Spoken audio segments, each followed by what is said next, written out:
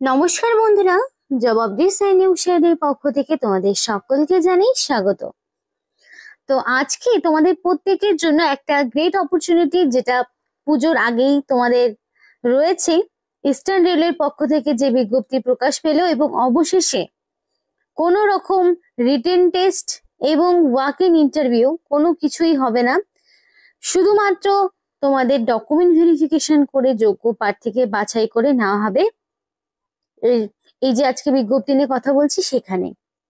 এবং এর জন্য তোমার বেসিক কোয়ালিফিকেশন লাগবে মাধ্যমিক পাস। তুমি যদি যে কোনো রেকগনাইজ বোর্ডের আন্ডারে মিনিমাম মাধ্যমিক পাস করে থাকো তাহলেই তুমি আবেদন করতে পারবে। এবং তার পাশাপাশি তোমার বয়স হতে হবে মিনিমাম 18 বছর, মানে 18 বছর, তার পাশাপাশি তোমার মাধ্যমিক পাস। তো এই কোয়ালিফিকেশনটা যদি তোমার থেকে থাকে তাহলে তুমি ছেলে হও কিংবা মেয়ে প্রত্যেকেই তোমরা আবেদন করতে পারবে।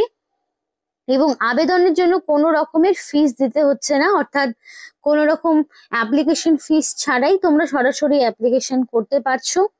এবং এখানে তুমি নিজ এলাকায় কাজ করার একটা বিরাট সুযোগ দেওয়া হচ্ছে, বেতনও ভালো মানের রয়েছে। আর এই ভিডিওর মাধ্যমে তোমাদের অ্যাপ্লিকেশন কিভাবে করতে হবে সেই বিষয়ে A to Z সমস্তটা শেয়ার করব ভিডিওর মাধ্যমে। তাই সম্পূর্ণ ভিডিওটি দেখো, স্কিপ করলেই তোমরা কিন্তু ইনফরমেশন মিস করে যাবে। তাই ডিটেলস বলার আগে তোমাদের প্রত্যেকের কাছে আমি একটাই রিকোয়েস্ট জানাবো, যে যারা এখনো আমাদের এই চ্যানেলটিকে সাবস্ক্রাইব করোনি তারা ঝটপট চ্যানেলটিকে সাবস্ক্রাইব করে পাশে থাকা বেল আইকনটি ক্লিক করে দিও, যাতে করে পরবর্তী সমস্ত ইনফরমেশন পেয়ে যেতে পারো। তো চলো বন্ধুরা, দেরি করবো না, এবার অফিসিয়াল নোটিশ নিয়ে ডাইরেক্ট বিস্তারিত আলোচনা তোমাদের সাথে শুরু করবো। তো এখানে তোমাদের 19/9/2025 থেকে 13/10/2025 অর্থাৎ 13 অক্টোবরের মধ্যে তোমাকে কমপ্লিটলি অ্যাপ্লিকেশন সাবমিট করতে হচ্ছে। 13 অক্টোবর পরে কিন্তু তোমরা সুযোগ পাবে না অ্যাপ্লিকেশন সাবমিট করার।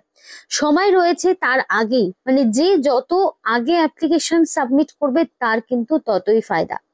তাই যত তাড়াতাড়ি হয় অ্যাপ্লিকেশন সাবমিট করো। 13 তারিখে লাস্ট ডেট দেওয়া হয়েছে, লাস্ট ডেটের অপেক্ষা একেবারেই করতে যাবে না। এবং 14 তারিখে তোমাদের কিন্তু রেজাল্ট দেওয়া হচ্ছে, মানে 14 তারিখে তালিকা প্রকাশ করা হবে শর্টলিস্টেড ক্যান্ডিডেটদের, এবং তাদেরকে সরাসরি ডকুমেন্ট ভেরিফিকেশন করে নিযুক্ত করানো হবে। আশা করি এইটুকুটা ক্লিয়ার হয়ে গেছে। এবার এখানকার বেসিক কোয়ালিফিকেশন কি সেটা বলবো। তো এখানে বেসিক কোয়ালিফিকেশন এবং ক্রাইটেরিয়া বলার আগে তোমাদের প্রত্যেকের কাছে আমি এটাই বলতে চাই যে তোমরা অবশ্যই, যদি তোমাদের নিজস্ব মানে যে স্টেশনগুলো রয়েছে, তোমাদের এলাকায় যে স্টেশনগুলো রয়েছে রেলওয়ে স্টেশন, সেইটার নাম আমাদেরকে কমেন্ট করে জানাও। তাহলে তোমাদের এলাকায় যে সমস্ত স্টেশনগুলো রয়েছে সেখানে যদি এই ধরনের ভ্যাকেন্সি গুলো আদৌ রয়েছে কিনা বা কোন পোস্টে নিয়োগ হচ্ছে সেগুলো তোমাদেরকে বলতে পারবো। কারণ অনেকেই কমেন্ট করে, তো তারা কিন্তু নিজস্ব স্টেশনে অনেকেই এমন রয়েছে যারা জব করছো অলরেডি, এবং যারা এখনো ধরো নিজস্ব এলাকার স্টেশনে কোনো রকম খোঁজ খবর পাচ্ছ না বা পাওনি, ঝটপট কমেন্ট করে জানাও আমাদেরকে। তো দেখো, এখানে তোমাকে অ্যাপ্লিকেশন করতে গেলে 18 বছরের কম হলে হবে না, মিনিমাম 18 বছর তোমার বয়স হতে হবে। অবশ্যই অ্যাপ্লিকেশন করার ডেট মানে ধরো 1/1/2025 এই অনুযায়ী তোমাদের কিন্তু 18 বছর মিনিমাম হতে হবে, এবং 18 থেকে 40 হচ্ছে ম্যাক্সিমাম এজ লিমিট এটার ক্ষেত্রে রাখা হয়েছে। এবং এর ক্ষেত্রে তোমার যে কোয়ালিফিকেশন সেটা হচ্ছে অবশ্যই মাধ্যমিক পাস হতে হবে। এবং এজ প্রুফ হিসেবে বার্থ সার্টিফিকেট কিংবা মাধ্যমিক বা যে কোনো আইডেন্টিটি প্রুফ তুমি দেখাতে পারো। এজ প্রুফ তো অবশ্যই দেখাতে হবে। এবং ক্যান্ডিডেটকে অবশ্যই মিনিমাম মাধ্যমিক পাস থাকতে হবে, মানে 10 স্ট্যান্ডার্ড পাস তোমার থাকতে হবে। মিনিমাম মাধ্যমিক পাস যদি তুমি না করে থাকো তাহলে কিন্তু আবেদন করতে পারবে না। এবার যদি কারোর থাকে হাইয়েস্ট কোয়ালিফিকেশন মানে উচ্চ মাধ্যমিক, গ্রাজুয়েশন কিছু যদি থেকে থাকে তাহলেও কোনো সমস্যা নেই, তারাও এখানে আবেদন করতে পারবে। মানে যে কোনো কোয়ালিফিকেশনেই তোমাদের কিন্তু এখানে অ্যাপ্লিকেশন করার সুযোগ রয়েছে। এবং তোমাদের অবশ্যই মেডিকেল সার্টিফিকেট কিন্তু প্রোভাইড করতে হবে, যে তুমি সব রকম কমিউনিকেবল ডিজিজ থেকে একদম ফ্রি রয়েছো, ফিট রয়েছো, সেই রকম কিন্তু সার্টিফিকেট তোমাদেরকে প্রোভাইড করতে হবে।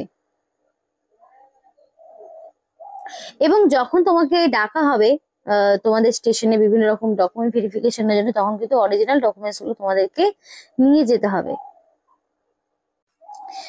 অ্যাপ্লিকেশনটা কিভাবে করবো একটু দেখে নাও। First of all, name of the applicant in capital. তো ক্যাপিটালে তোমার নাম দিতে হবে এবং অবশ্যই মাধ্যমিক বা তার সমতুল্য পরীক্ষার সার্টিফিকেটে যে তোমার নাম রয়েছে সেই নামটাই দেওয়ার চেষ্টা করবে। তারপর তোমাদের ফাদার্স অথবা হাজবেন্ডের নাম। তো বর্তমানে যিনি তোমার গার্জেন রয়েছে সেটা তোমার বাবা হতে পারে, সেটা তোমার হাজবেন্ড হতে পারে, তো যিনি তোমার গার্জেন রয়েছে তার নাম তোমাকে দিতে হবে। তারপরে age and date of birth documents to be attached. তো এখানে তোমাদের যে বয়স রয়েছে সেটা কিন্তু তোমার মাধ্যমিকের অ্যাডমিট দেখে যা রয়েছে সেই মতোই তুমি এখানে তোমার ডেট অফ বার্থ বসাবে। Educational qualification at least 10 standard এবং সাথে কিন্তু ডকুমেন্টস দিতে হবে, মানে মাধ্যমিকের অ্যাডমিট প্লাস মার্কশিট দুটোই দিতে হচ্ছে। এখানে হাইয়েস্ট কোয়ালিফিকেশন মানে দেওয়ার জায়গা নেই, শুধু মাধ্যমিকটাই যাওয়া হয়েছে তো সেটাই দিয়ে দেবে। পার্মানেন্ট রেসিডেন্সিয়াল অ্যাড্রেস তোমাকে ডকুমেন্টস কালেক্ট করতে হবে, অবশ্যই তোমার লোকাল পঞ্চায়েত বা পৌরসভা থেকে বা বিডিও অফিস থেকে কালেক্ট করতে হবে। তোমার এখানে সম্পূর্ণ অ্যাড্রেস, যেমন ধরো ফার্স্ট অফ অল থাকবে ভিলেজ, তোমার গ্রামের নাম, পোস্ট অফিসের নাম, পুলিশ স্টেশন, তারপরে থাকছে ডিস্ট্রিক্ট, পিনকোড। তো এইভাবে এক এক করে সমস্ত রকম ইনফরমেশন গুলো কিন্তু তোমাকে দিতে হবে রেসিডেন্সিয়াল অ্যাড্রেসের ঘরে। মেডিকেল সার্টিফিকেট, তুমি ফিট অ্যান্ড ফাইন রয়েছে সেই অনুযায়ী, তোমার কোনো রকম কমিউনিকেবল ডিজিজ নেই সেইটা কিন্তু তোমাকে দিতে হবে যে তোমার কোনো রকম কমিউনিকেবল ডিজিজ নেই।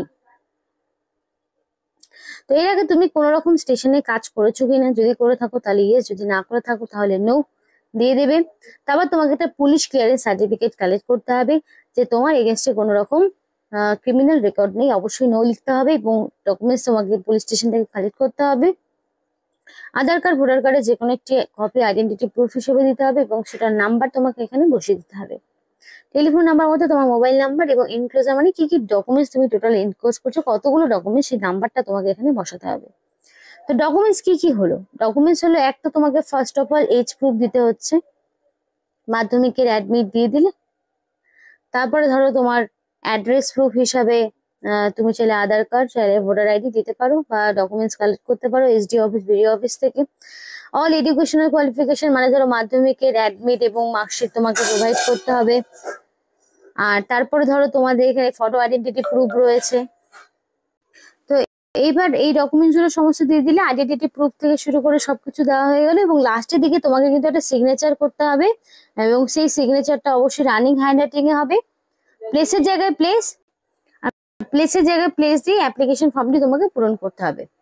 এবং এখানে ডিক্লারেশন রয়েছে, আই দিয়ে তোমার নাম থাকবে, সন এন্ড ডটার অফ, তোমার মানে আই দিয়ে তোমার নাম থাকবে, তারপর তোমার বাবার নাম বা ধরো সন অথবা ডটার অফ বা ওয়াইফ অফ গার্জেনের নাম থাকবে এবং তোমার এখানে আবার একটা সিগনেচার থাকবে। তারপরে ডকুমেন্টসটা তোমাকে ফিল আপ করে জমা করতে হবে। তো কোথায় জমা করবে সেটাও দেখিয়ে দিচ্ছি যে কোন অ্যাড্রেসে তোমাকে জমা করতে হবে।